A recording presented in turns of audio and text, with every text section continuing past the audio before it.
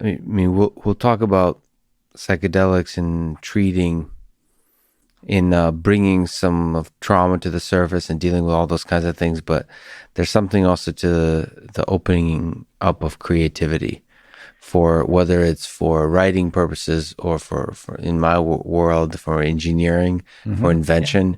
Innovation and invention itself is a deeply creative process. And it's fascinating to think, with the aid of psychedelics, what kind of ideas can be brought to life. Yeah, well, we have the whole phenomena of a lot of the people in Silicon Valley and else microdosing psychedelics in order to have a little touch more of this creative approach to things.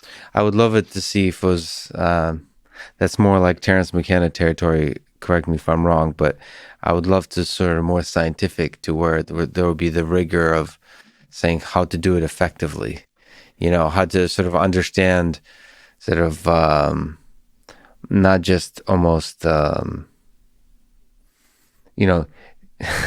take the full journey of creative exploration and to do it for prolonged periods of time, for years, lifelong kind of part of your life, of how it empowers creativity. I think, of course, you start with helping people deal with trauma, and then the next step is people who have moved past their trauma and are trying to do something, create something special in their life. How can then psychedelics empower that? Yeah. Now, that also, just to not shy away from anything controversial, Yes. That gets us to this idea of psychedelics for vision quest, particularly for younger people. When you're sort of moving into this adulting kind of phase and you have to figure out, what are you going to do with your life? There's so many options.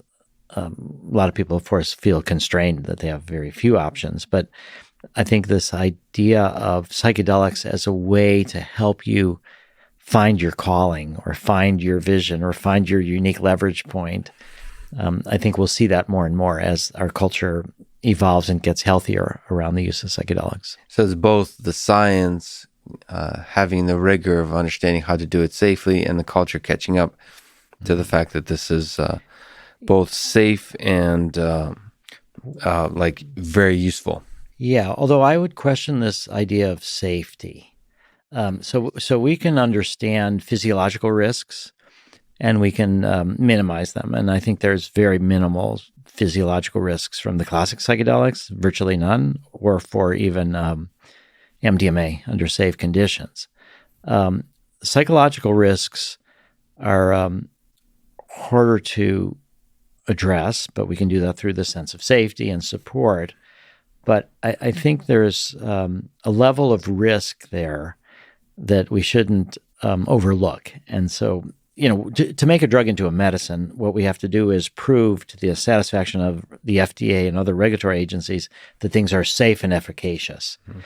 But even though they use those words, proving safety and safe and efficacious, it's in relationship to the disease that you're trying to treat, and you accept a certain amount of risk.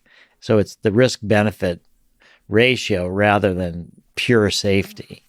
Yeah, absolutely.